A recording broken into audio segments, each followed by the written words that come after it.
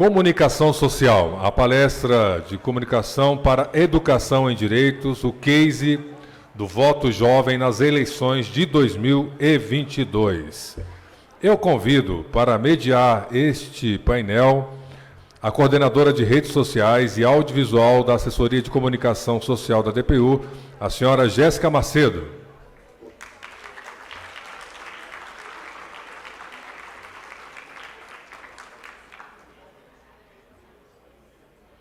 Jéssica, muito bem-vinda. Convido agora a editora da seção de redes sociais do Tribunal Superior Eleitoral, a senhora Raquel Dimansky.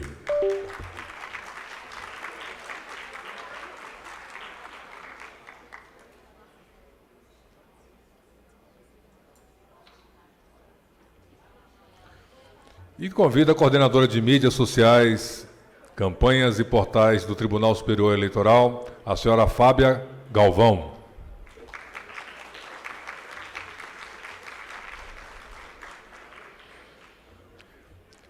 Certamente é o painel mais belo do programa, né? Passo a palavra à mediadora. Jéssica, a palavra toda sua. Bom dia a todos e todas. É um prazer enorme estar aqui conversando com quem faz a ponta, né? Lá trabalha diariamente aí pelos nossos assistidos, representando a DPU em sua atividade fim, e recebendo aqui a Raquel e a Fábia, que este ano fizeram um trabalho árduo durante as eleições, né, para poder trazer os jovens eleitores. E a gente as convidou para participar desse painel porque elas têm aí uma expertise em comunicação que vai nos auxiliar a explicar para vocês a importância do trabalho de comunicação também no trabalho de vocês no dia a dia. Vou pedir licença aqui para apresentá-las um pouco mais, né? A Fábia Galvão, que é a coordenadora de mídias sociais, portais e campanhas do TSE. No âmbito da comunicação pública, já foi editora de mídias sociais no Conselho Nacional de Justiça e no Tribunal Superior do Trabalho, além de ter prestado consultoria para órgãos do governo federal e organizações internacionais. Ela também tem ampla experiência com comunicação digital em agências de comunicação, entidades de classe e varejo. É graduada em Comunicação Social e Letras pela Universidade de Brasília. E a Raquel Dimansky é servidora do TSE e editora das redes sociais do Tribunal desde 2016. Atuou na comunicação do Superior Tribunal Militar e tem formação em administração com especialização em marketing, comunicação e marketing digital. Então, está com vocês a palavra, meninas. Bom dia a todas e todos. Agradeço, em nome do Tribunal Superior Eleitoral, ao convite. A gente estava acompanhando o debate anterior, né? A gente também deu uma olhadinha na programação, e acho que o que a gente trouxe hoje para vocês é um pouco fora da caixa, é um pouco, inclusive, fora da pauta geral aí do encontro, mas eu espero que venha para inspirar, para inquietar, para trazer ideias, tá? E, desde já, coloco que a gente está à disposição. Eu vou passar a palavra agora para a Raquel Dimansky, né? Foi apresentada, minha grande parceira nessa jornada lá no Tribunal Superior Eleitoral. Oi, pessoal, bom dia, tudo bem? Prazer estar aqui, prazer pelo convite, obrigada, Jéssica. Peço perdão um pouco pela minha voz fanha, estou passando por um período aí de recuperação após Covid, e vou passar aqui um pouquinho desse case que muito nos orgulha. Em 2022 foi um trabalho que foi árduo, porém trouxe resultados incríveis.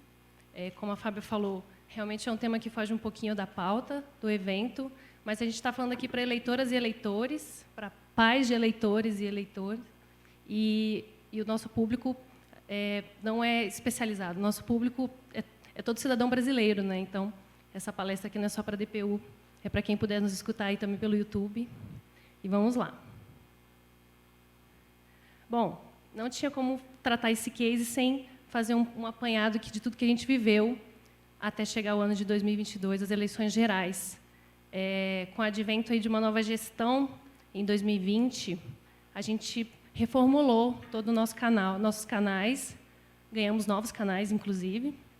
Temos canais no TikTok, Kawaii, temos também transmissão pelo Spotify. E tudo isso veio com uma nova identidade visual, muito focada aí numa linguagem jovem, uma linguagem mais simplificada, uma linguagem que conversasse mais com o verdadeiro público das redes sociais, né? A gente sabe que é um nicho muito mais jovem do que o público da TV e do rádio. Então, pensando nisso, a gente propôs uma nova identidade, associado também a uma linguagem mais simples, não sexista, mais inclusiva. Eu vou trazer exemplos aqui nos próximos slides, só para não ficar no discurso. A gente também procurou trazer uma diversidade maior de perfis de pessoas e inclusão também por meio da linguagem. E a representatividade que a gente traz na nossa criação, ela não vem do nada, ela vem da nossa própria equipe. A gente procurou diversificar, inclusive, com as pessoas que a gente buscou contratar, os postos de trabalho que a gente buscou ocupar lá. Então, temos jovens negras, temos jovens de baixa renda, de alta renda, universidade pública, privada. Então, a gente pôde diversificar isso desde a fonte. E eu acho que foi um ganho assim, determinante no nosso trabalho. Então, aqui a gente tem um exemplo de 4 posts deste ano. A gente traz aqui o post número 1, que a gente adotou essa linguagem, já vinha adotando há algum tempo, mas a gente condensou isso melhor esse ano, através dos memes, né, das trends. Então, esses posts, basicamente, eles trazem muito essa temática da emissão, né, do alistamento eleitoral. Então, a gente, até 4 de maio de 2022, a gente trabalhou fortemente esse tema. Então, a emissão do título, os serviços, inclusive os serviços que estavam disponíveis por meio do autoatendimento, já que a gente ainda estava vindo de um contexto de restrição de acesso aos cartórios eleitorais por conta da pandemia.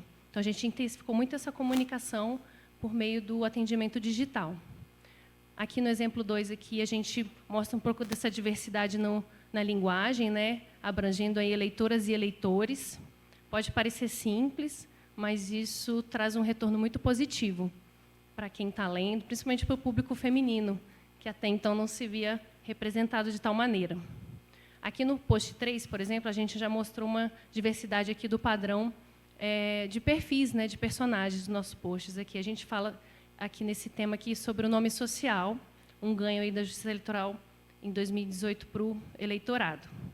E aqui no post 4, essa é uma série que a gente particularmente ficou muito apaixonada esse ano, que a gente falava do voto consciente. E essa série foi predominantemente criada por dois estagiários, assim, sabe? A gente queria muito trazer esse conteúdo deles, essa visão deles sobre o voto consciente, de que maneira a gente poderia estar atingindo o público jovem por meio dessa temática.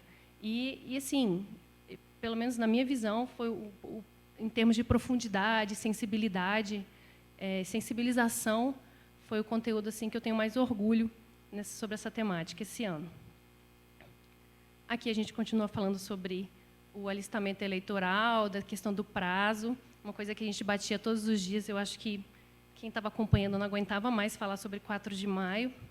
E falamos disso nesse post 5. O post 6, novamente, a gente fala aqui do voto apaixonado, foi um post para os Dias dos Namorados. A gente falava muito do sentimento passional do brasileiro em relação à política, a candidatos, né? É óbvio que algumas searas é muito complicado a Justiça Eleitoral tá ingressando em termos de conteúdo, mas a gente buscou ir um pouquinho além em termos do que comunicar esse ano. A gente não quis ficar só no servição, a gente não quis ficar só no que, digamos, imposto à sociedade em relação a prazos e obrigações eleitorais. A gente tentou atingir as pessoas de outras maneiras também, e esse conteúdo aí do voto consciente foi um caminho. Aqui no post 7 é um comunicado oficial, que, como toda e qualquer instituição, é preciso ser feito. E a gente fez muitas esse ano, muitas notas oficiais, muitos esclarecimentos, muitas checagens, mas, ainda assim, a gente tentou manter o nosso padrão visual aí, que a gente passou a adotar, até para dar uma leveza nesse tom institucional, nesse tom formal, que, particularmente, as instituições traziam para as redes sociais, e a gente, pouco a pouco, tenta amenizar isso e suavizar. Aqui no post 8, na verdade, é um tema aleatório, né? A gente falava sobre o voto nulo, voto em branco, mas aqui é só uma questão de aplicação de identidade visual. Você vê que aqueles elementos ali das bordas foram preservados, mas a gente tem ali uma brincadeira ali com um elemento em preto e branco e um fundo na paleta de cores que a gente adota. Eu acho que travou. Ou eu passei demais. Ah, tá. Ah, é neles, né? Desculpa, gente. Bom, vou pedir para, antes deles soltarem, dar uma explicadinha aqui. Toda instituição que está trabalhando com comunicação pública está com o desafio também de trabalhar na linguagem audiovisual, e com o TSM não foi diferente, tanto que a gente ingressou no TikTok por isso. Mas no Instagram, a gente entrou com esses 2 vídeos no Reels, e a gente trouxe esses exemplos aqui para falar da simplicidade com que a gente produziu isso, um celular, uma trend do momento, e a maior referência que a gente tem na Justiça Eleitoral, que é a urna eletrônica, um equipamento que a gente tem à nossa disposição lá para poder estar trabalhando a imagem. E para falar disso, né, de que, às vezes, é simples criar um conteúdo que é simplesmente, né, o maior em engajamento, o maior em alcance que a gente teve em 2022, orgânico. A gente não... Assim, tenho nem o que falar, a gente não gastou R$1 para fazer isso aqui, gastamos, talvez, o plano de dados do celular do design que nos ajudou. E é isso, vou pedir para os colegas ali soltarem esses 2 VTzinhos para a gente. My name, my age, my favorite color, my height, my sign, do I have a lover?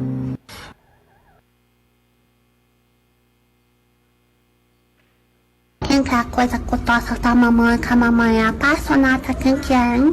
Fala. Sou eu.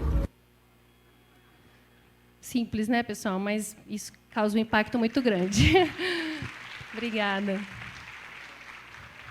E acho que, assim, só se falou dela esse ano, né? Então, toda vez que a gente aparece com a urna no nosso feed, é isso, é um misto de vários sentimentos.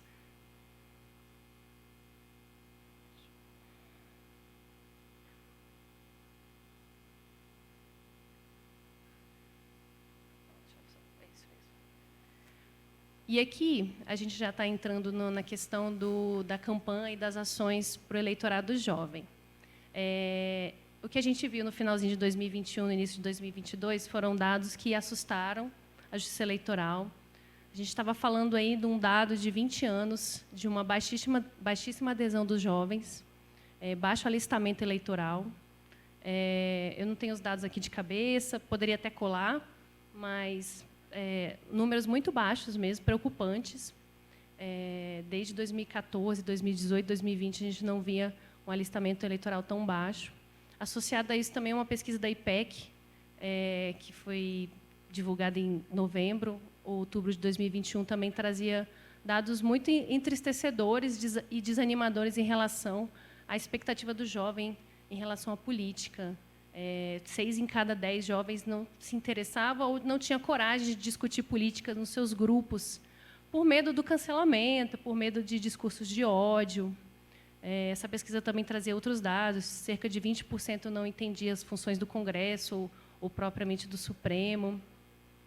E falava desse baixo engajamento, muito motivado até por questões sociais e econômicas.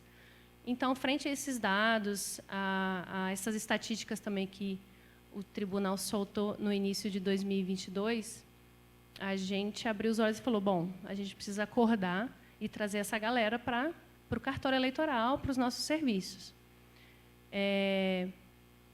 Aqui tem os números, né? Acabou que eu não vi, mas esse número era o que representava... Tem mais ou menos a data desse dado, data do 3? 2020, né? Isso representava apenas 10% das pessoas aptas a votar nessa faixa de 16 a 18, que é a faixa do voto facultativo.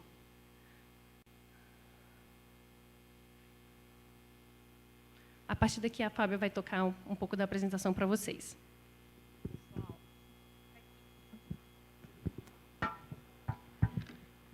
Bom, pessoal, antes da gente passar aqui para a campanha, eu só queria ver com o pessoal da técnica se eles conseguem colocar as barrinhas pretas laterais na tela, para que a apresentação não fique esticada e deformada desse jeito, como estava no PowerPoint anterior.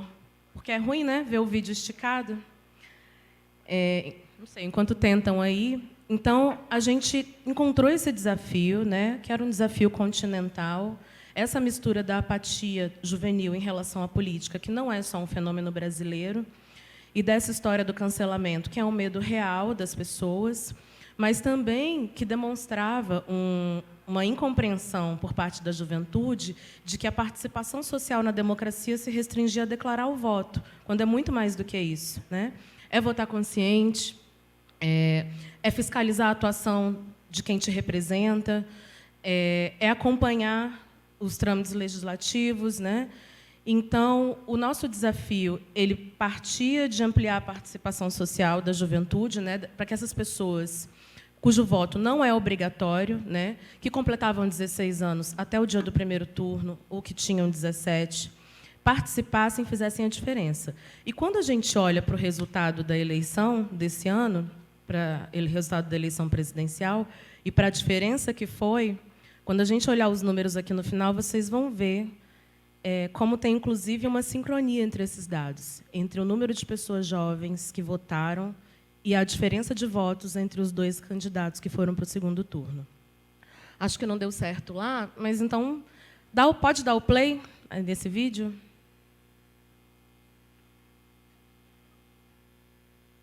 O que você faz em 4 minutos?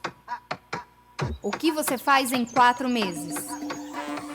Até 4 de maio, acesse o Título Net. Emita seu título e vem pro rolê das eleições. Se você completa 16 anos até as eleições ou tem 17, já pode votar. É fácil, rápido, de graça e não precisa sair de casa. Com a Justiça Eleitoral, você fica on nas eleições 2022.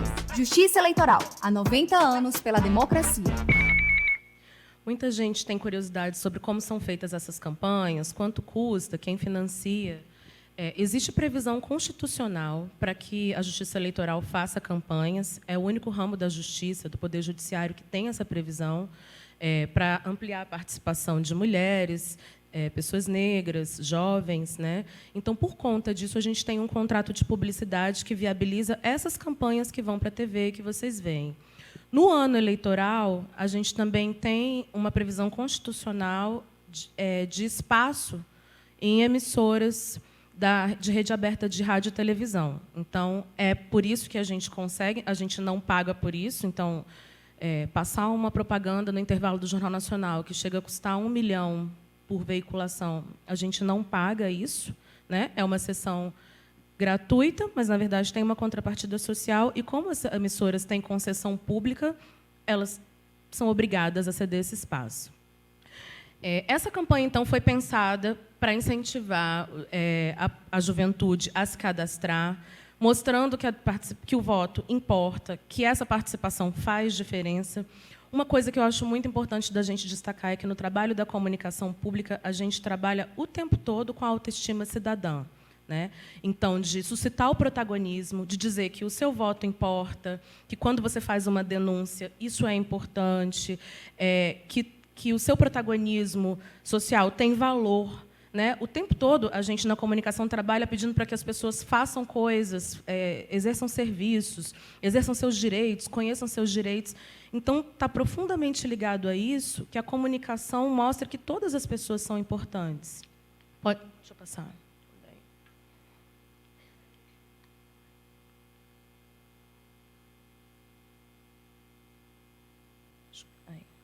Então, aqui são algumas peças dessa campanha. Vocês podem ver que tem população idosa, pessoas trans, pessoas com deficiência. A gente tem uma preocupação muito grande no casting, né? Quando vai selecionar junto à produtora. Tem muitas agências que falam: pode ser uma menina que pareça indígena? Não, tem que ser uma indígena. E eu preciso saber de qual etnia essa pessoa é. A mulher trans não pode ser uma mulher fantasiada, não, tem que ser uma mulher trans mesmo. Aqui também a gente trabalha com algumas questões simbólicas, por exemplo, no cuidado da criança, ser o pai e não a mãe. Tudo isso, às vezes, pode parecer um detalhe, mas tudo isso passa uma mensagem. E, quando isso parte de um órgão público e não de uma empresa privada, isso tem um peso. Os textos também têm uma pegada afetiva, têm uma pegada de falar dar um tom positivista, né? Uma coisa que eu sempre reforço na equipe. Não vamos ficar falando do perrengue, não vamos ficar falando do trabalho, vamos fazer o reforço positivo, vamos falar do benefício, né? De como o seu voto faz diferença, de como você consegue resolver no celular em alguns segundos, de como você faz diferença para a democracia. E aí, a gente parte... Acho que foram 2 aqui.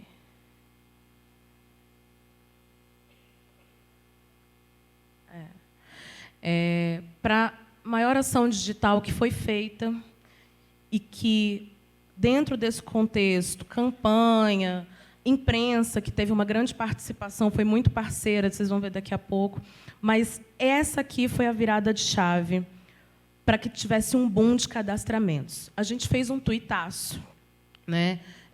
Para quem não está muito familiarizado com essa palavra, é uma mobilização no Twitter, liderada por nós. A gente produziu vários conteúdos específicos, chamando as pessoas a utilizarem essa hashtag Rolê das Eleições, para que todo mundo começasse a publicar mensagens de incentivo e de serviço com relação a esse cadastramento para a população jovem.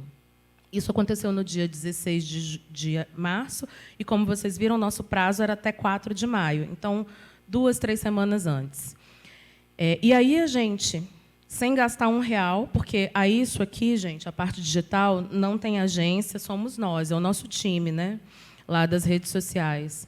Sem R$1 de patrocínio, a gente chegou a 88 milhões de pessoas que publicaram juntas quase 7 mil mensagens. E aí a gente tem que pensar que, quando o influenciador publica, né, quando uma pessoa que tem muitos seguidores publica, ele alavanca essa mensagem.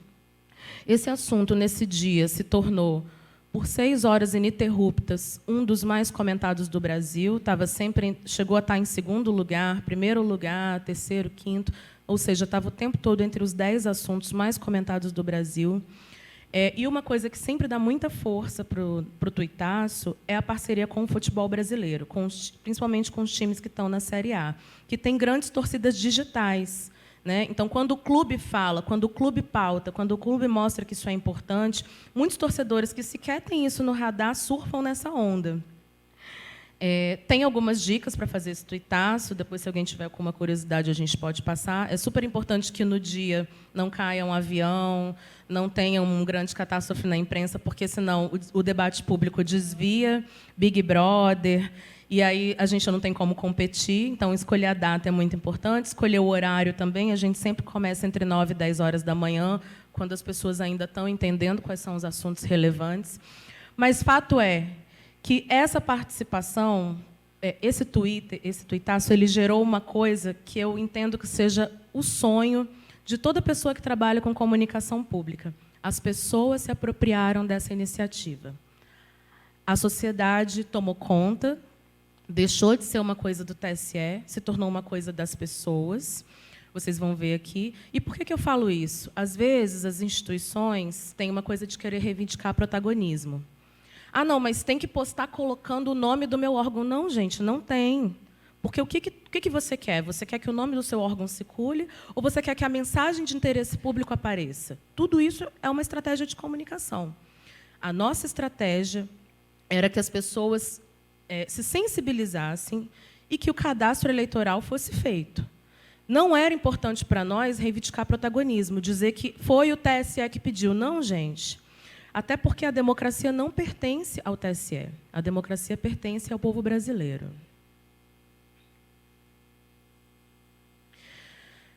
A gente fez várias parcerias. Como que são feitas essas parcerias? Vocês pagam cachê? Não, nunca. Gente, a gente sempre trabalha com a contrapartida social, né? Por que um influenciador vai fazer uma mensagem para mim? Porque, para muitos influenciadores, é super importante se vincular a causas positivas. E muitos influenciadores não têm essa causa. Então, tem muito influenciador vendendo perfume, vendendo roupa, que é visto por boa parte do seu público como uma pessoa fútil, né? Não defende a Amazônia, não defende a questão das mulheres. Então, é sempre legal você também olhar quem são essas pessoas para fazer um trabalho junto, né? Ah, mas e se esse influenciador é partidário, e no caso do TSE, o TSE é um órgão imparcial? Nosso trabalho junto aos influenciadores foi de sensibilização para que eles gerassem os próprios conteúdos, mas, sobretudo, que não falassem em nome do TSE. Né? Então, nenhum influenciador falou assim, gente, o TSE me chamou hoje aqui para... Não.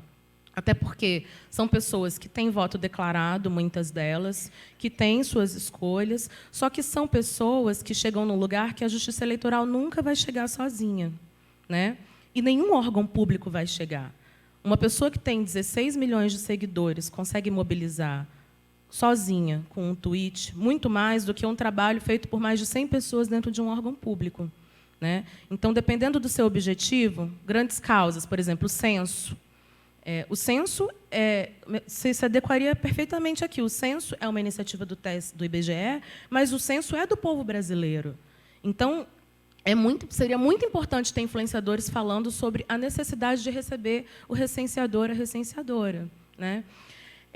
Vocês podem dar vídeo aí, dar um play aí nesse primeiro vídeo? My little pony, my little pony. My little pony, little pony, little pony, little pony. Esse é um conteúdo produzido por esse perfil, Olha o Barulhinho, que foi um parceiro que nos procurou voluntariamente, que gera muito conteúdo direcionado ao público jovem, e que é isso que eu estava falando, impacta um público de nicho que nos interessa e que a gente sozinho nunca vai chegar. Nunca. Né? No ano passado, quando a Anitta lançou aquele álbum em que ela aparecia numa cadeira na frente de um ônibus, a gente colocou a urna na cadeira e publicou um post. A gente teve um aumento de 20% da nossa audiência jovem, porque falaram, eu sou do time Anitta, eu milito pela Anitta, e se a Anitta está aqui, se o tribunal está fazendo essa referência, é porque o tribunal é legal, o tribunal é amigo da Anitta. Como é que isso se converte para a gente? A gente consegue conversar com mais gente. E a democracia é feita de participação social. Né? Então, é muito importante para a Justiça Eleitoral que todo mundo esteja atento aos nossos conteúdos, principalmente porque a gente enfrenta a desinformação, uma desinformação nunca antes vista, que nunca cometeu a Justiça Eleitoral antes, desde 2018. Então, toda voz atenta aos conteúdos institucionais, checados e verídicos, importam para a gente. Vocês estão vendo aí também esse quadrinho com essa foto dos influenciadores? A gente convidou mais ou menos 20 influenciadores para passar o dia no TSE e dar uma olhada, entender como é que é a urna, abrir a urna eletrônica, ver como funciona, como que é o processo eleitoral. Essas pessoas ficaram absolutamente encantadas. De novo, não receberam cachê. Juntas, elas têm mais de 10 milhões de seguidores apenas em uma plataforma, né? Apenas no Instagram, fora YouTube, TikTok, Twitter. E essas pessoas ficaram 3 meses, entre muitas aspas aqui, trabalhando de graça para a Justiça Eleitoral. Elas ficaram tão sensibilizadas pelo nosso conteúdo que ficaram fazendo conteúdo espontâneo por 3 meses. Essa visita aconteceu em agosto. Deixa eu passar. Você pode tentar dar play no vídeo do meio? É porque a gente já sabia que estava com um probleminha. Acho que não.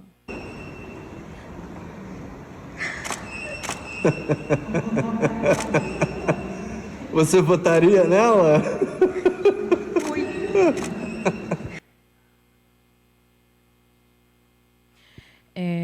O Grow Up é uma outra plataforma que fez várias parcerias de conteúdo com a gente. Se vocês estão vendo essa foto aí, preta e branca, dentro da mensagem do O Lado Positivo das Eleições, foi uma parceria que a gente fez com um fotógrafo da Folha também, para clicar essas influenciadoras com a urna eletrônica. E aí, esse vídeo que vocês viram é de uma das influenciadoras que tem uma deficiência auditiva e ficou muito emocionada por conhecer o recurso de acessibilidade que facilita ainda mais o voto, né? E, por isso, teve aquela reação. Então, vocês imaginam qual é o valor de um conteúdo desse, produzido espontaneamente para a Justiça Eleitoral? Gente, não tem preço.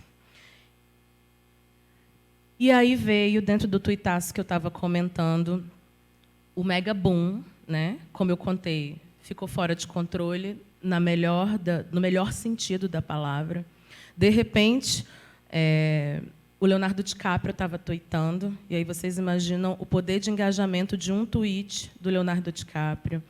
Aqui também tem tweets da Maísa, tem esses dois do Leonardo DiCaprio, do Mark Hamill, que tem essa referência do Star Wars, do público do Star Wars. Gil do Vigor, Anitta, Isa, Lázaro Ramos, Mark Ruffalo. Quando o Hulk postou, a gente pirou. Não, a gente não acreditou, postou em português. E tudo isso foi uma articulação do Olha o Barulhinho, aquele vídeo dos cavalinhos que vocês viram. Como é que vocês chegam nessa pessoa? Como é que vocês falaram com o Leonardo DiCaprio? A gente fez uma primeira distribuição de conteúdo, avisou sobre o tuitaço, para um grupo de influenciadores. Essas pessoas compraram a causa e foram sensibilizando outros influenciadores. Então, quem falou com o Leonardo DiCaprio foi a Anitta, não foi o TSE. E aí vocês viram aonde chegou. E aí vocês imaginam que nó que isso deu na cabeça dos jovens, no público desses influenciadores que chegaram, que, de repente, viram seus ídolos falando que era importante tirar o título de eleitor, votar e fazer a diferença.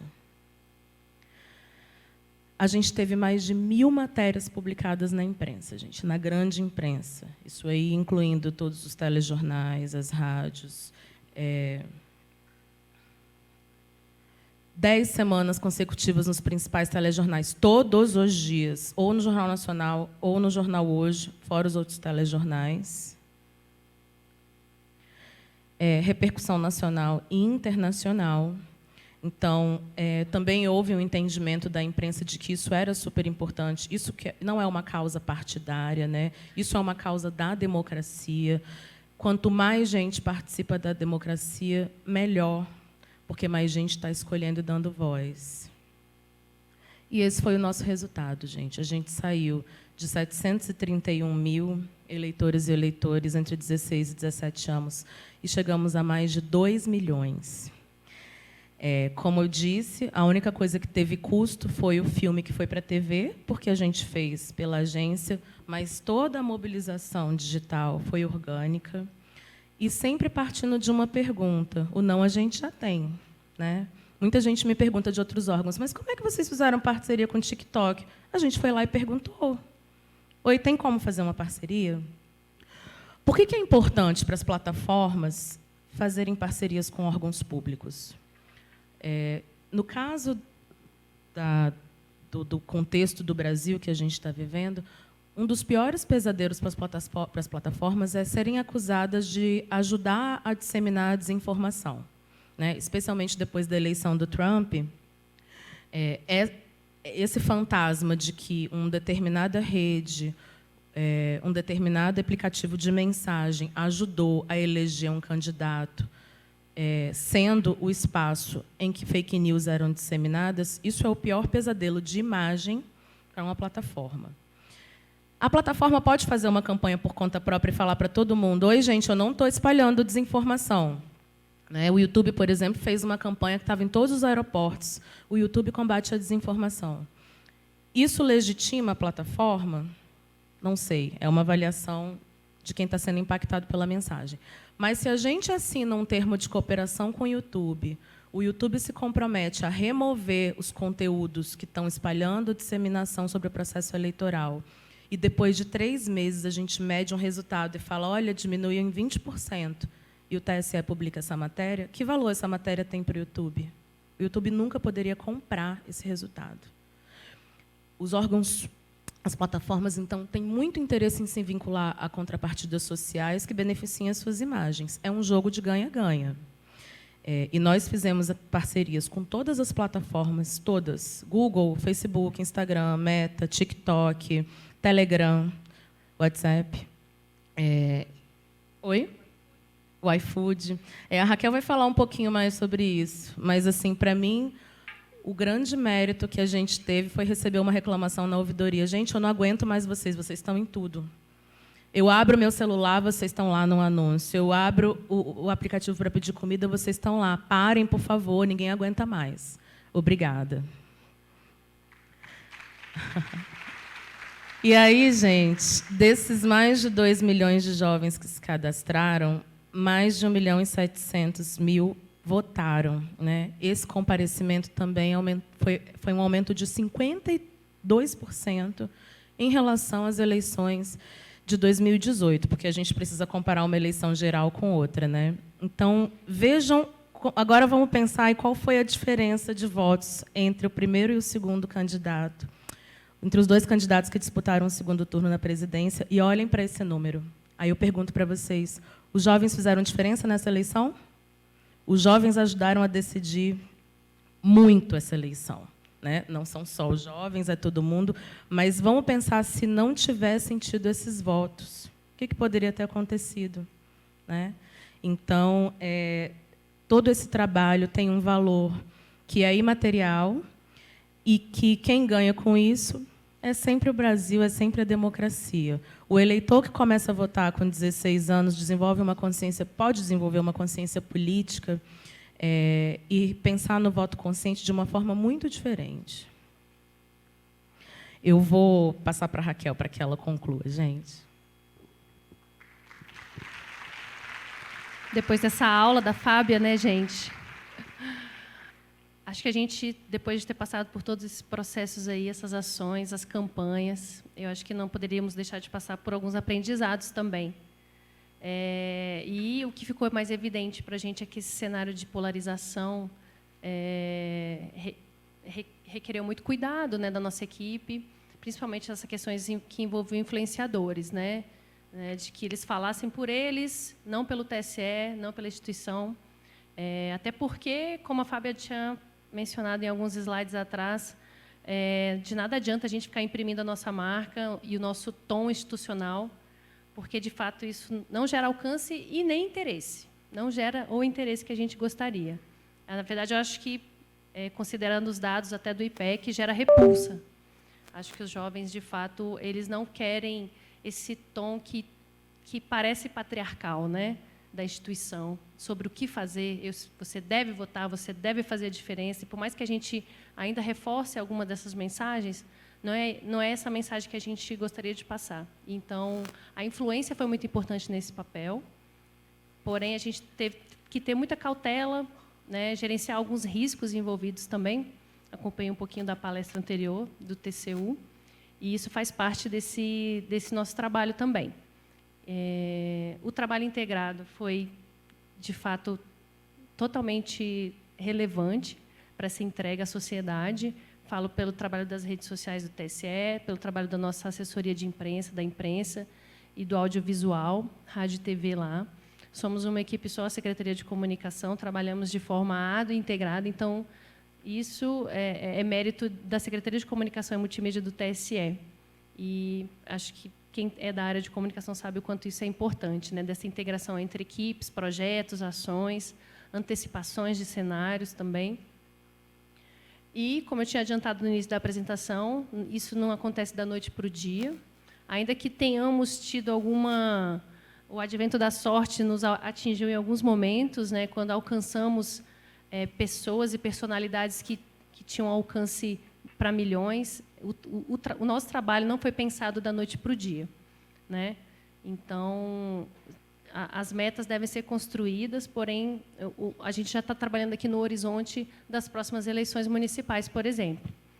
E o que a gente precisa trazer? Quais são os dados que são relevantes? Quais são os desafios? Né? A gente ainda está tratando aí da desinformação, que ainda é um obstáculo imenso para a nossa instituição. Então, é isso, é trabalhar desde já dentro do cenário que a gente tem. E temos muito a avançar. O setor público, creio eu, né, Jéssica, ganhamos muito nos últimos anos, né, em relação ao próprio alcance das redes sociais nesse papel de comunicação institucional. As parcerias que a gente vem desenvolvendo desde 2018 foram essenciais nesse processo. Vou falar um pouquinho delas, né?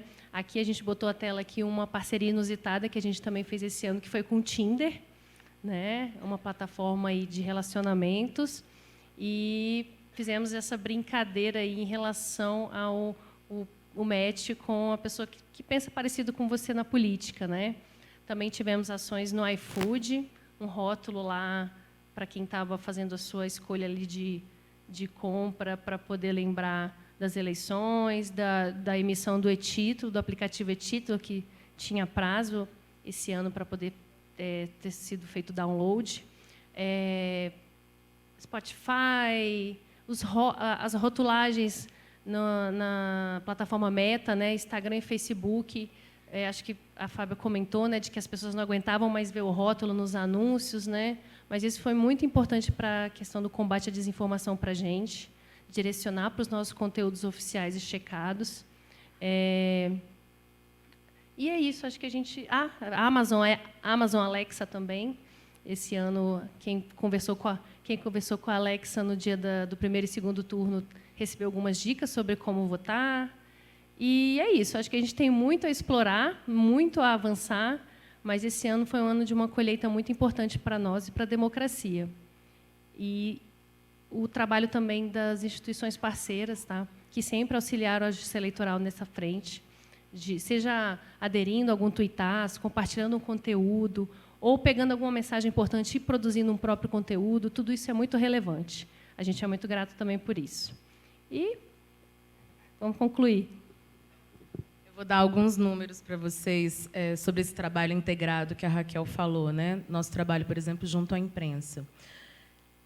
Durante o período eleitoral, é muito importante que as pessoas baixem o e-título. E, esse ano, até o e-título foi atacado. Foi complicado. 4 dias antes do primeiro turno, a gente negociou uma matéria no Jornal Nacional sobre o e-título. Aquela matéria que vai do A ao Z, que mostra a pessoa baixando, como é que ela entra, como é que ela emite. Nos dias anteriores a essa matéria, as pessoas estavam baixando mais ou menos estavam sendo emitidos 40 mil documentos digitais por dia. Durante 5 minutos do Jornal Nacional, foram emitidos 180 mil documentos. Né? Então, assim, o poder da comunicação absurdo, o poder, né, do veículo, esse trabalho de assessoria de imprensa fundamental. Uma das parcerias que a gente fez com o Google foi deles lançarem notificações, né, para todo mundo que tinha Android. Na hora que o Google disparava o Android, o nosso portal tinha picos de 1 bilhão de acessos simultâneos. É uma coisa louca, assim.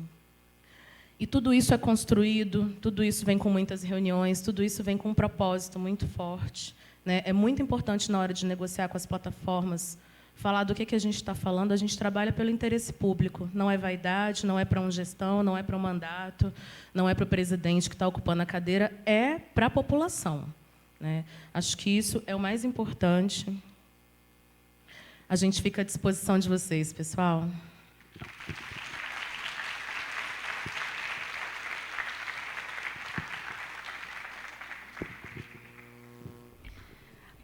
Muito obrigada, Fábia, Raquel, pela excelente exposição. A gente entende que o nosso público aqui não é de comunicadores, mas é justamente para sensibilizá-los sobre a importância da comunicação, que vai ser parte aí da nossa jornada hoje ainda no evento. E vocês viram, né, trazem resultados reais para o trabalho que o TSE se propõe. Né? Então, todo esse trabalho de comunicação traz resultados, tem um significado importante na vida do cidadão, né? E nós que lidamos diretamente com eles também temos essa missão. Então, foi importante demais para a gente. Então, em nome da Defensoria Pública da União, eu agradeço o tempo, a disposição de vocês em compartilhar toda essa jornada, porque é uma baita jornada que ainda não acabou. A gente conversou um pouquinho antes aqui, que elas ainda estão lidando com os efeitos das eleições, e é um trabalho contínuo. E nós agradecemos, inclusive, enquanto cidadãos, né, por vocês estarem aí defendendo e lutando pela democracia. Muito obrigada.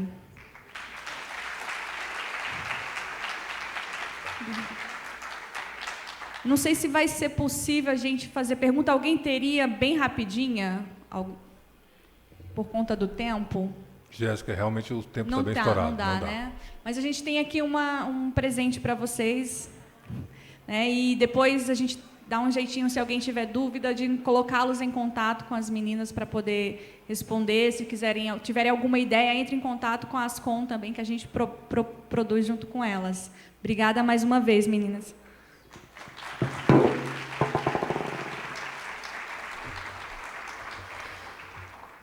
Muito obrigado às nossas participantes desse painel, que recebe agora um kit institucional da DPU.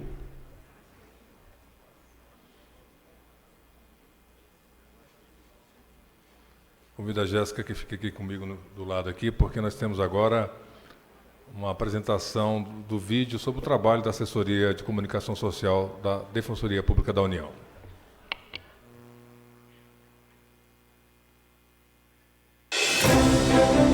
A Assessoria de Comunicação Social mudou para valer no último ano e meio. Mudou por dentro. A equipe passou a focar somente em comunicação e a atuar de forma integrada nacionalmente, trabalhando para as unidades de todo o país. Servidores de Brasília e das regionais foram distribuídos em áreas internas especializadas. Profissionais terceirizados foram contratados para suprir carências em alguns setores, como produção de vídeos e diagramação. Ferramentas importantes para o trabalho também foram adquiridas. Chegaram novos softwares e equipamentos, como câmeras portáteis, drones e microfones, e um banco de imagens profissional. A Ascom mudou para atender melhor, para dar atenção a todas as áreas e unidades da DPU da mesma forma. Ainda no ano passado foi publicada a Carta de Serviços, com os produtos oferecidos, prazos e fluxos estabelecidos. E os resultados apareceram.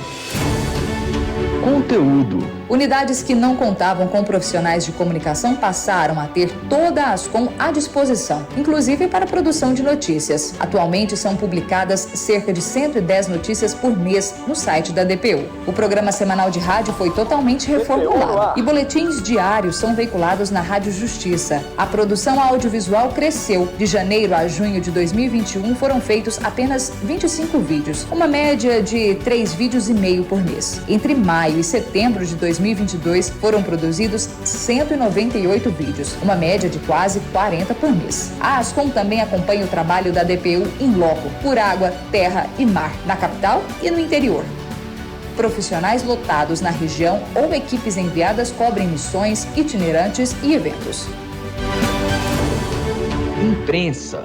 Todo mundo precisa saber o que a Defensoria está fazendo, não é mesmo? Antes da integração nacional, a DPU não passava de 400 citações por mês nos veículos de comunicação. Em julho de 2021, primeiro mês de integração, já foram mais de 1.000 citações na mídia. Desde então, a DPU sempre esteve acima de 900 citações por mês e de maio a outubro desse ano, a média ficou acima de 2.300 citações. Ao comparar o segundo trimestre de 2021 com o de 2022, a média passou de 300 citações mensais para mais de 2.000, um aumento de 722%, o que reforça a importância do órgão como instituição essencial à justiça.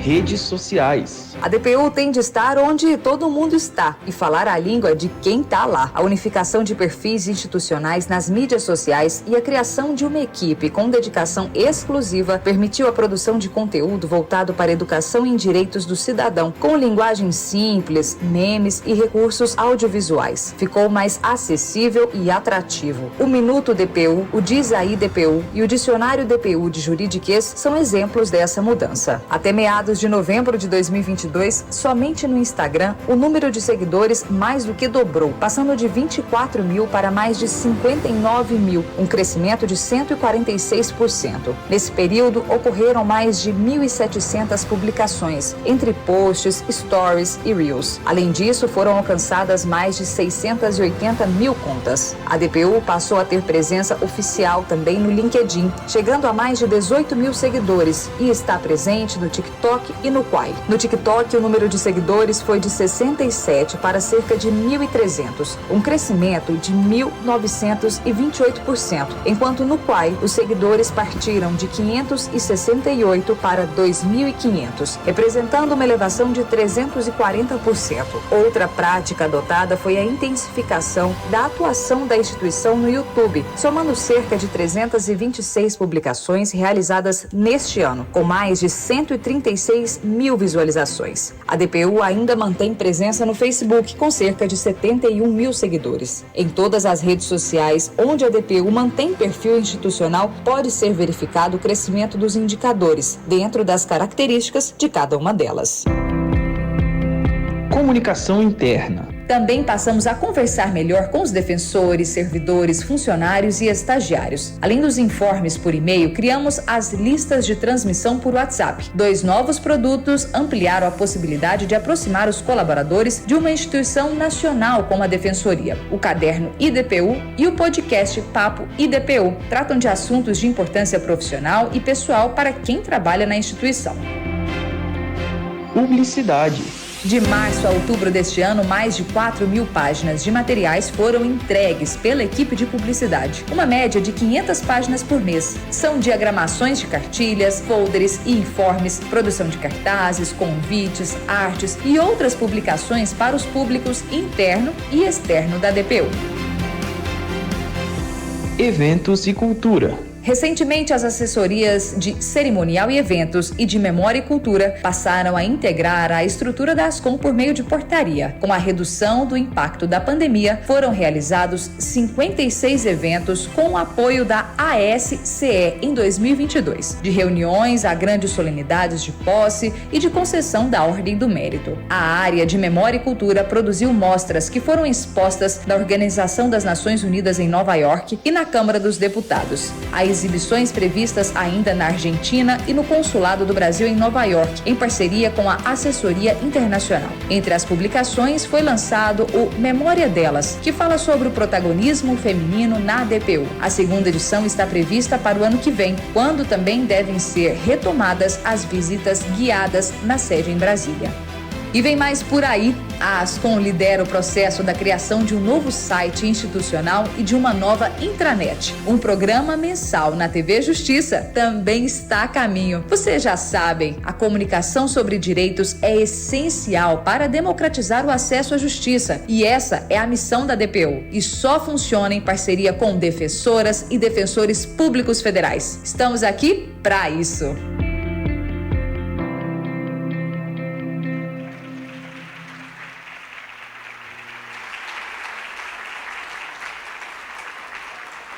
Muito bem, eu convido agora a coordenadora de redes sociais e audiovisual, a Jéssica Macedo, e a coordenadora de produção de conteúdo, Diele Menezes, que vão apresentar os serviços da Assessoria de Comunicação Social da DPU.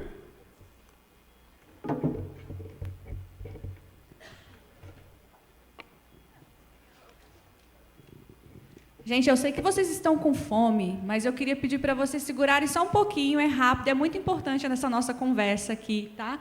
A gente vai tentar ser bem breve. Queria pedir, por favor, a apresentação no telão.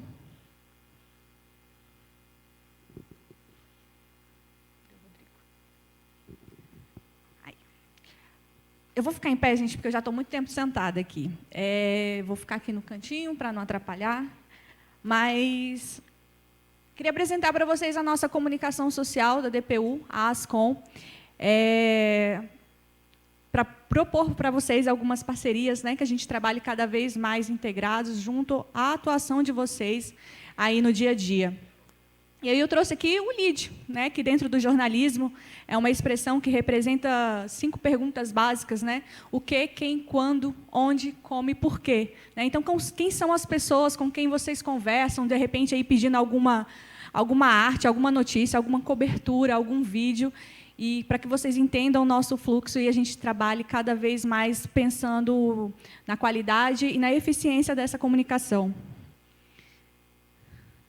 Então, para a gente entender qual é o sentido dessa apresentação, a gente vai apresentar rapidamente de onde estávamos, o que era a estrutura de comunicação que a gente tinha, apresentar as coordenações, né, explicar para vocês o que vocês podem nos solicitar, nos demandar e como vocês podem fazer isso, e realmente reforçar essa parceria. Então, o nosso ponto de partida começa de uma equipe de comunicação que de fato não existia. Nós tínhamos servidores, 28 servidores da área de comunicação, distribuídos, né, nessas especialidades, 3 publicitários, 1 da administrativo, 1 relações públicas, 1 artista plástico e 22 jornalistas. Então, só tendo noção assim, de como era essa distribuição das especialidades, dava para entender mais ou menos que alguma coisa já não estava ali muito proporcional. E esses servidores, eles atuavam nas unidades onde eles estavam lotados, né? Então, em 12 capitais aí do do país onde a DPU tinha unidade, eles estavam lá, né, distribuído aí de forma nada proporcional e atendendo às demandas de comunicação daquela unidade. Então, não existia uma demanda de comunicação nacional e nós somos uma instituição, né, a nível federal. E não havia um alinhamento, uma supervisão, né, uma aprovação das compras que garantisse que aquela comunicação era mais adequada, mais apropriada para a instituição. E acontecia aí um problema ainda mais grave, que esses servidores acabavam tendo a atividade de comunicação como uma atividade secundária. Eles exerciam muitas outras tarefas dentro das unidades, inclusive auxiliando aí nos atendimentos aos assistidos, na parte burocrática, né, administrativa das unidades, e aí a função da comunicação acabava ficando ali de escanteio mesmo.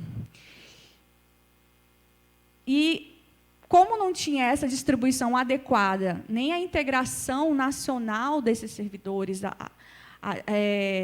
além do papel, né, porque no papel existia, vocês não tinham para quem exatamente demandar. Ah, eu quero um vídeo, para quem que eu demando? Acabava demandando para o profissional de comunicação da sua unidade, que, se ele soubesse, talvez saísse o vídeo. Senão, ele talvez tivesse que se virar para fazer uma arte, para dar conta da matéria, e aí acabava aquele profissional sendo sobrecarregado e a entrega não muito satisfatória de comunicação. A partir de julho do ano passado, quando houve uma reestruturação bem significativa na Ascom, com a chegada da nova chefia, isso mudou, né? E a partir daqui que a gente tem agora um trabalho e queremos consolidar cada vez mais esse trabalho junto a vocês. Né? A gente teve, a partir dessa reestruturação, a definição de áreas especializadas, né? Que são as coordenações que eu vou apresentar aqui junto com a GL para vocês.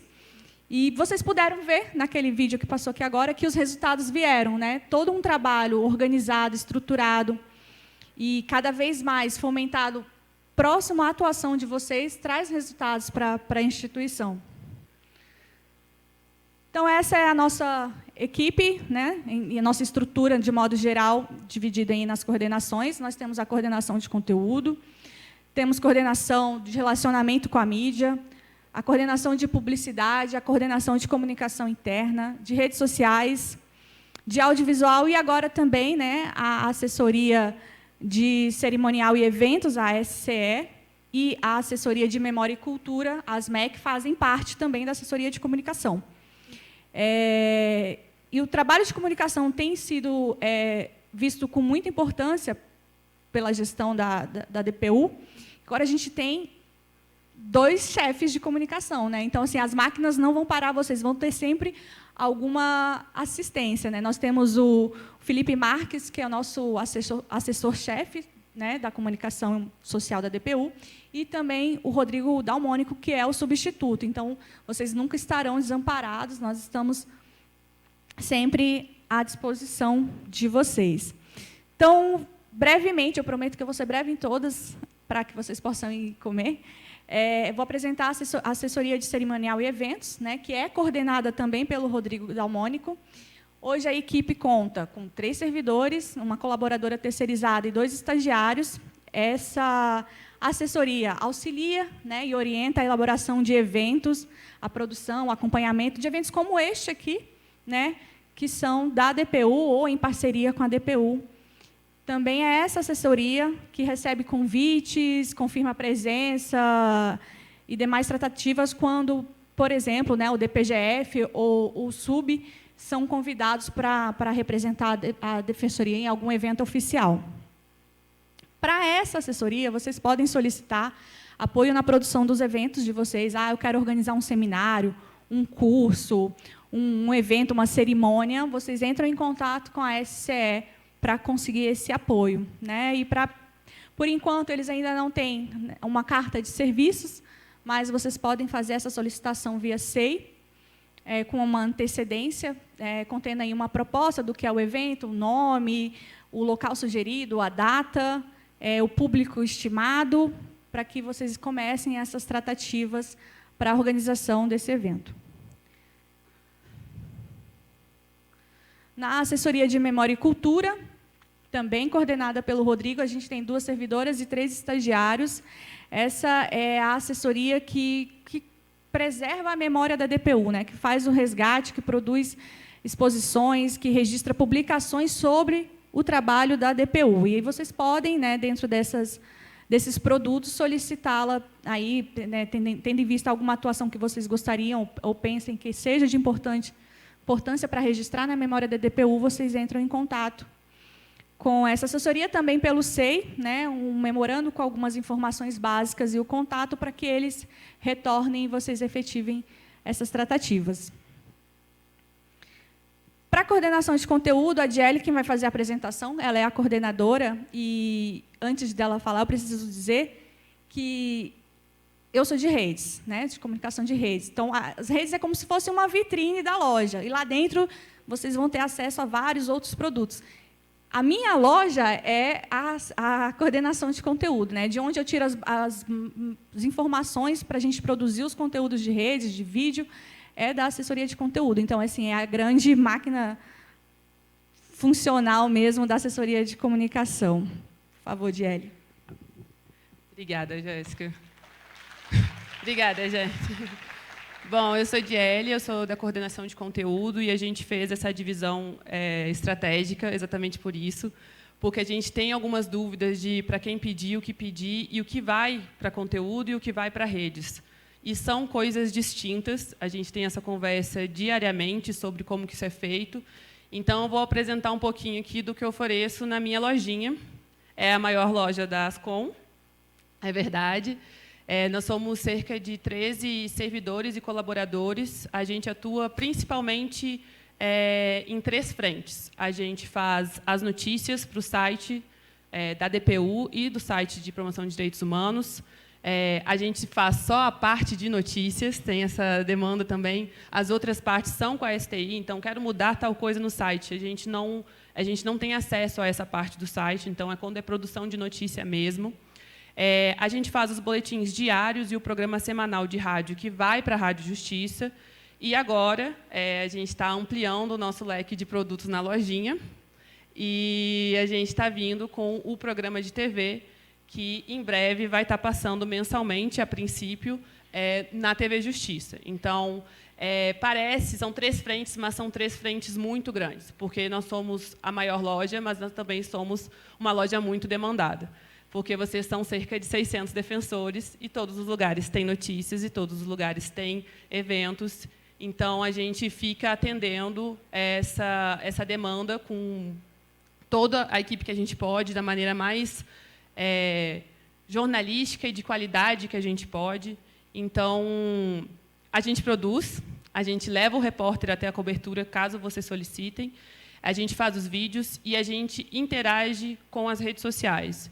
Basicamente, a Jéssica é engraçadinha, eu sou a séria. Então, tudo que vocês forem ver nas redes sociais tem a cara dela, ela faz isso de uma maneira pensando estrategicamente, com planejamento, ela conhece o público, ela, né, a palestra anterior mostrou isso, como que é importante você falar nas redes sociais de uma maneira que seja adequada. E a gente, no conteúdo, com o programa de TV, principalmente, a TV Justiça demanda um conteúdo jornalístico. Então, a gente faz o vídeo do Munduruku, que vocês assistiram ontem, ele é um vídeo do conteúdo. Ele tem a mesma pegada que foi para redes, mas em redes ele tem outro formato. Então, a gente tem esse tipo de pergunta, mas por que esse vídeo não foi para redes? Esse vídeo não foi para redes porque redes fez de uma outra forma, mas o vídeo está no YouTube, o vídeo vai para o programa de TV e a gente pode assistir, vocês podem assistir ele sempre que precisarem. Então, tem essas diferenças. Além da cobertura de vídeo e de texto, a gente tem a cobertura fotográfica.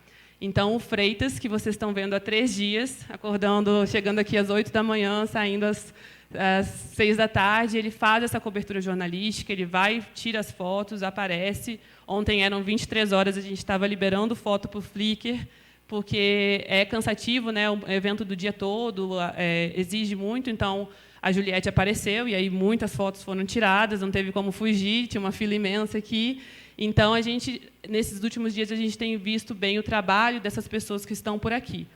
Então, sempre que for conteúdo, podem contar com a gente faz essa conversa com redes sociais, a gente adapta o que for necessário e a gente vai precisar cada vez mais de vocês. A gente já virou uma chave, o vídeo da Terra Indígena mostra um pouco essa chave, a gente está fazendo o conteúdo voltado para o público da DPU, é isso que importa, voltado para mostrar o trabalho dos defensores, como eles chegam àquela terra indígena, como eles fazem isso. E, a partir dessa virada de chave, a gente precisa cada vez mais de vocês. Então, né, às vezes eu recebo algumas coisas assim, mas eu já mandei todas as informações, mas a gente quer conversar com vocês.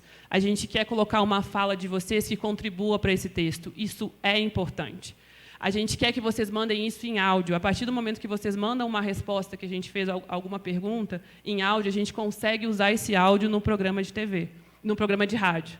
E isso vai aumentar, porque assim que o programa de TV estiver no ar, a gente vai precisar que vocês mandem vídeos.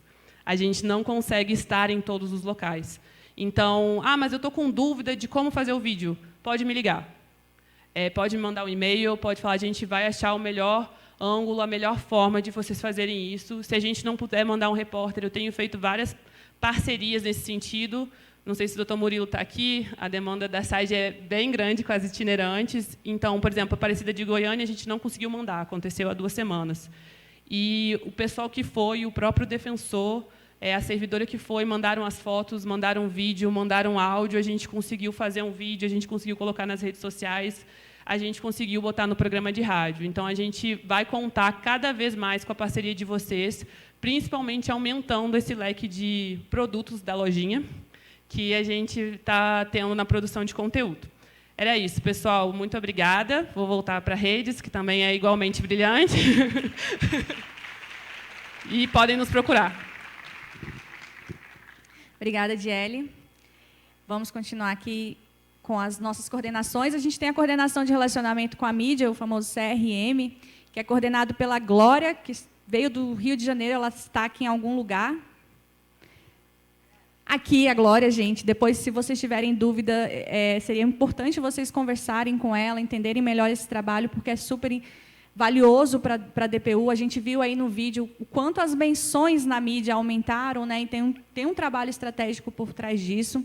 É uma equipe relativamente pequena, né, tem 3 servidores, 2 colaboradores terceirizados e 3 estagiários. Eles que fazem todo o atendimento quando os jornalistas procuram a DPU, seja por e-mail, telefone, WhatsApp, sinal de fumaça, é o pessoal do CRM quem atende esses jornalistas. Eu sou jornalista também, eu sei como eles podem ser chatos, então tem que valorizar esse trabalho, porque lidar com jornalista é complicado. Eles que fazem o agendamento de entrevistas, né? Então, de repente, uma ponte entre vocês e algum veículo de comunicação, eles fazem essa articulação. A produção de releases, né, que são uma prévia de uma matéria jornalista com as informações iniciais sobre determinada ação, sobre determinada atividade, para sensibilizar a imprensa e, de repente, a imprensa vir cobrir aquela atividade ou produzir algum conteúdo a respeito. Eles que fazem, né, um trabalho ativo também junto aos veículos de comunicação, que a gente chama de vender a pauta, que é ligar para jornalista, perturbar mesmo. Não, mas isso aqui é importante, vai repercutir. Eles vão explicar para o jornalista como aquela informação é relevante, valorizar realmente o trabalho de vocês para que o jornalista compre a pauta e produza a notícia, né? Eles fazem o clipping, que é realmente acompanhar o que sai aí na imprensa, selecionar esse material e produz o Notícias do Dia. Vocês devem ver aí no e-mail, né, que são as principais notícias que saiu aí a respeito da DPU na imprensa. Para essa galera, vocês podem solicitar a divulgação, né, da sua atuação à imprensa. Olha, a gente vai fazer um itinerante, seria interessante que isso saísse no jornal local, lá no interior do Pará. Eles vão entrar em contato com a imprensa, vocês vão ter esse suporte deles tentarem realmente vender a pauta lá para aqueles veículos. Tem um jornalista me ligando aqui, perturbando, eu não sei se eu devo falar com o jornalista ou não, pode pedir orientação de como lidar com o jornalista para o pessoal do CRM. Avaliação técnica de determinado assunto. Será que é o melhor momento, né, para, de repente, falar sobre alguma coisa? Qual a melhor abordagem? Estrategicamente, a gente deixa isso de uma forma exclusiva ou divulga para todos os veículos? Conversem com o CRM para vocês pensarem a melhor estratégia para repercutir, né, a atuação da DPU. Comunicação tem muito disso, da gente pensar estrategicamente, não é simplesmente falar, porque, de repente, uma palavra errada traz uma imagem muito negativa, às vezes o contexto não é o melhor, então, ter essas tratativas com quem realmente está ali acompanhando o cenário de comunicação é muito importante. Temos a coordenação de publicidade, né, que a nossa coordenadora, o Iara. A equipe tem 2 servidores e 4 colaboradores terceirizados. Né? Tudo que for relacionado à identidade visual da DPU, né, de repente, o convite que vocês receberam para estar aqui, a estética do painel, tudo isso é desenvolvido pela publicidade. Eles produzem as campanhas, a diagramação de publicação, então, as cartilhas, né, que, de repente, vocês estão pensando, estão trabalhando, a publicidade é quem vai fazer a parte visual desse material, a arte, ilustração de notícias, a criação da identidade visual e também a gestão do uso da marca DPU. Né, para quem não é da área, talvez não faça muito sentido, mas existem regras para você usar marcas, especialmente uma marca de uma instituição pública, você tem que ter muito cuidado, e são eles os responsáveis por gerir a marca da DPU. Os convites, os e-mail marketing, é o setor de publicidade. Então, para eles, vocês podem solicitar uma arte digital para um convite, para um certificado, para um cartaz que, de repente, vai ser rodado, impresso e colado lá no CRAS, onde vocês vão fazer atendimento, panfleto, folder, o convite para impressão, cartilhas, livretos, uma marca para uma determinada ação, um selo, tudo isso vocês podem solicitar a publicidade. E eu estou falando em podem solicitar, e não estou falando como vocês vão fazer isso, mas para frente a gente vai entrar nisso aí, vai ser rápido, e é um material que vocês podem guardar, inclusive, para consultar sempre. Também está na coordenação da UIARA a comunicação interna da DPU, que conta hoje com 4 servidores, 2 colaboradores terceirizados e um estagiário. Então, tudo que for relacionado, né, ao nosso ambiente interno, as notícias para a intranet, o informe, né, que é aqueles disparos de notícias, informações importantes pelo WhatsApp ou pelo e-mail, a comunicação interna quem faz. Eles têm um podcast, que é o IDPU, o Papo IDPU, e também o Boletim IDPU, que é um caderno de notícias internas. Então, assim, além do que acontece internamente, para que todos fiquem cientes, né, do que está acontecendo na DPU, é uma proposta para integrar, né, todo mundo, fortalecer a comunicação entre todas as áreas, né, que não fique sempre uma coisa, a gente só fala daqui para fora, é muito importante a gente falar aqui para dentro, a gente tem uma comunicação interna funcional.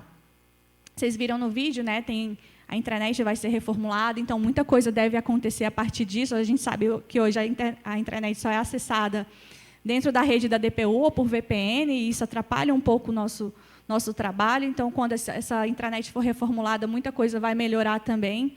E vocês vão poder contar também com essa área para solicitar aí o que vocês já podem fazer hoje, né, mas vai ser melhor ainda, a divulgação para o público interno de qualquer coisa que seja relacionada à nossa atmosfera interna da DPU. Né? Então, de repente, algo que vai impactar diretamente a vida dos servidores ou dos defensores, algum evento, algum curso, né, para ser divulgado internamente, vocês podem entrar em contato com a comunicação interna.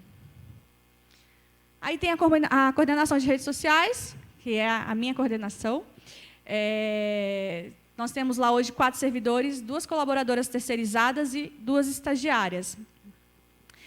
Basicamente, a gente passa o dia inteiro vendo memes na internet, e esse é o nosso trabalho.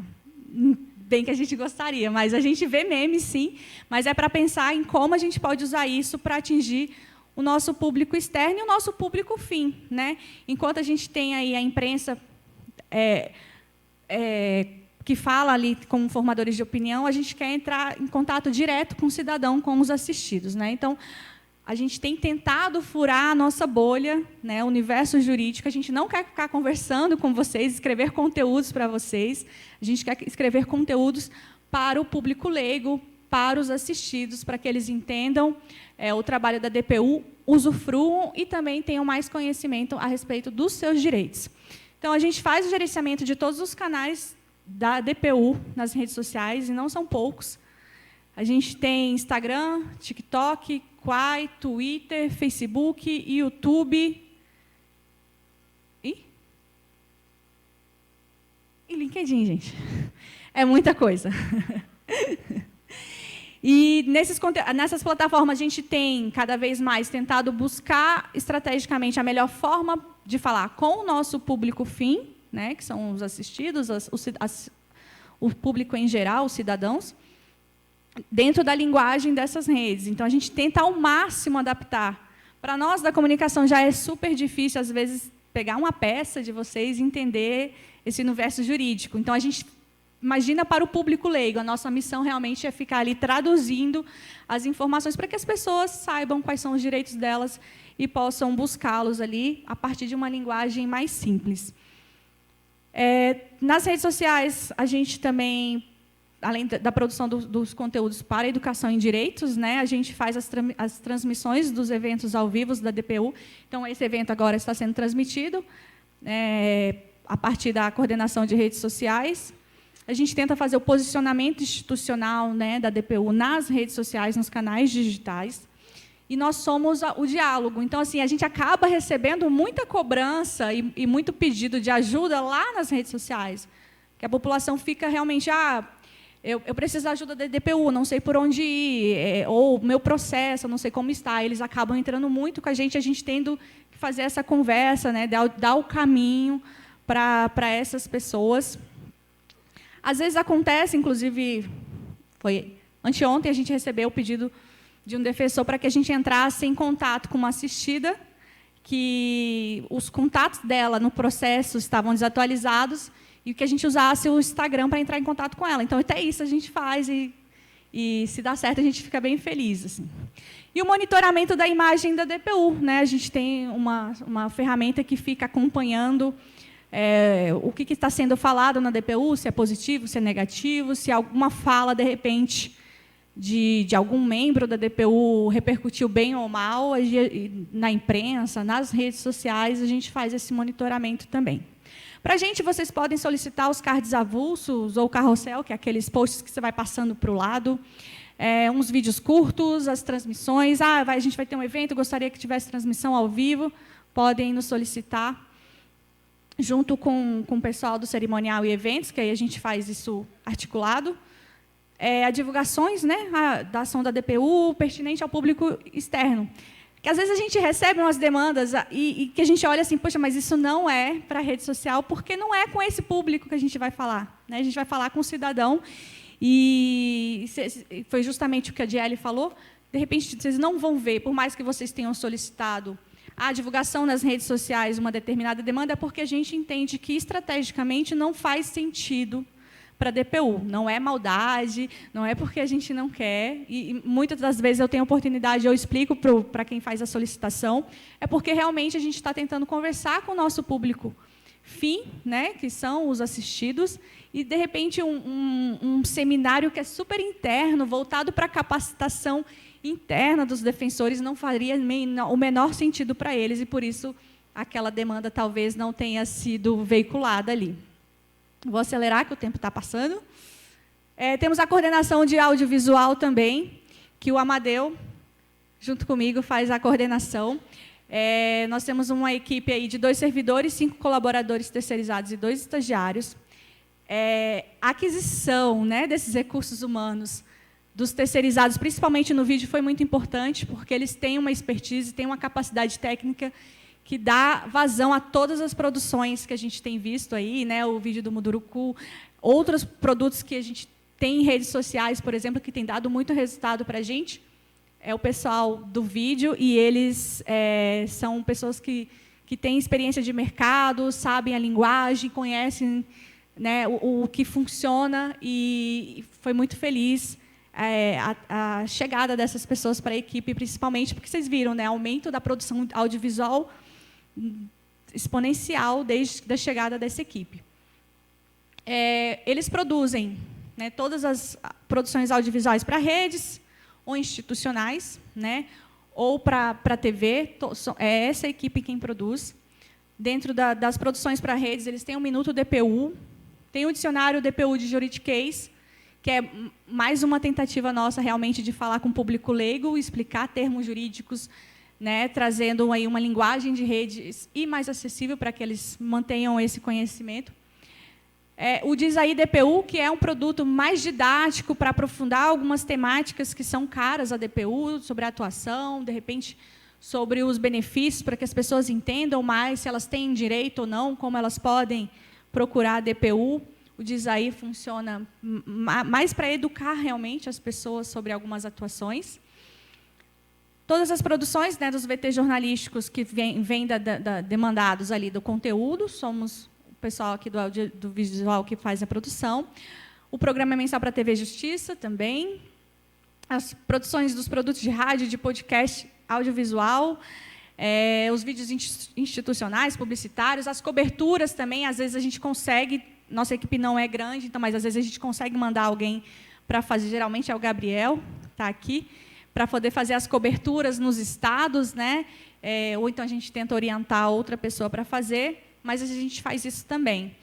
Para vocês verem que a gente produz muita coisa em audiovisual e nossa equipe é pequena, então, às vezes, realmente não dá vazão a tudo, mas a gente está se esforçando ao máximo para isso.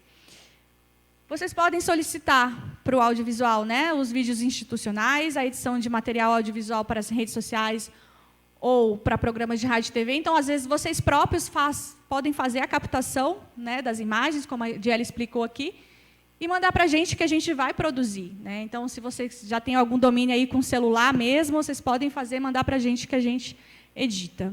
E animações, também, a gente tem ilustrador e animador na nossa equipe. É um trabalho que demanda mais tempo, mas, dependendo aí do planejamento, do projeto, a gente consegue executar também.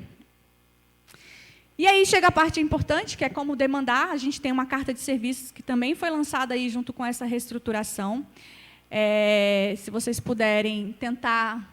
Eu não sei, ficou muito esticado aqui nesse painel, mas depois a gente dá um jeito de disponibilizar para vocês por meio aí de algum disparo da comunicação interna. Esse QR Code leva para a carta de serviços e lá tem explicando o trabalho de todas as coordenações da comunicação, os prazos que a gente precisa, né, para executar algumas demandas e os caminhos para você conversar com cada uma das coordenações especificamente. Então, se não der para entrar a partir daí, até porque a internet aqui não está muito boa, a gente dá um jeito de disparar a carta de serviços para vocês depois, caso alguém ainda não tenha. E aí, eu ia contar uma história, mas não vai dar tempo. Então, só reforçar que nós somos parte de um todo, né? A Defensoria Pública é uma instituição super relevante para o acesso a direitos, né? A manutenção, inclusive, da democracia para aqueles que estão mais vulneráveis lá na ponta. Então, o trabalho de vocês é essencial, é relevante e inquestionável, né? Assim, acho que ninguém pode retirar esses avanços que a DPU alcançou nos últimos anos junto aos cidadãos. E a gente está aqui para participar desse trabalho. A gente quer ajudá-los, né? A gente tem a proposta de ser parceiro de vocês. Não somos inimigos ou chatos que não falam do que eu quero falar.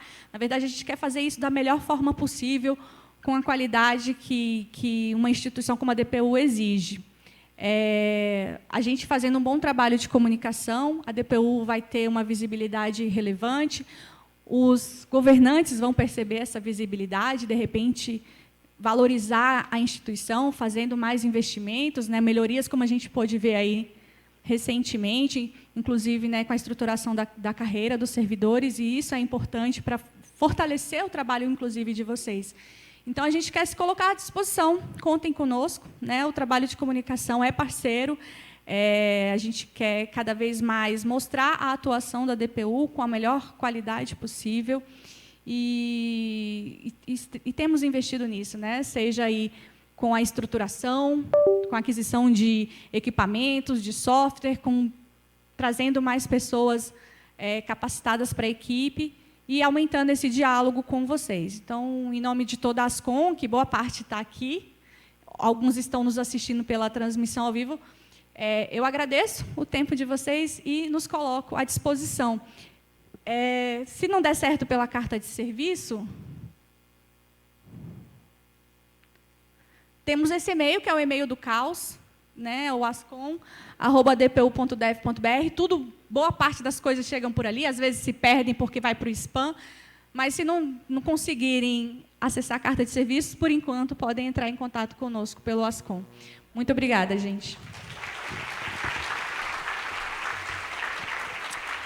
Obrigado, Jéssica e Giele, pela brilhante apresentação. Senhoras e senhores, a gente quer informar que a DPU está em tratativas com o Supremo Tribunal Federal para a garantia da exibição mensal de um programa da instituição na TV Justiça.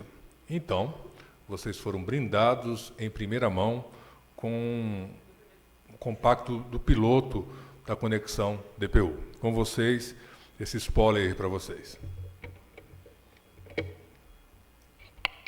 No Conexão DPU de hoje, você fica sabendo. Atendimento gratuito para a população de Jacareacanga, no Pará.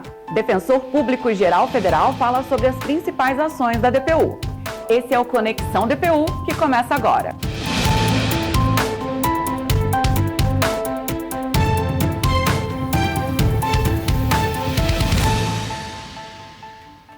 Olá, eu sou a Carolina Oliveira e a partir de agora você acompanha as principais notícias da Defensoria Pública da União. E você conhece o projeto DPU para Todos? A iniciativa leva atendimento gratuito para comunidades vulneráveis e desta vez a cidade escolhida foi Jacareacanga, no Pará. Confira na reportagem. Jacareacanga. Cortado pela rodovia Transamazônica, o município fica a 2.000 quilômetros da capital Belém e conta com a maior população indígena do Pará. Em parceria com a FUNAI, a Associação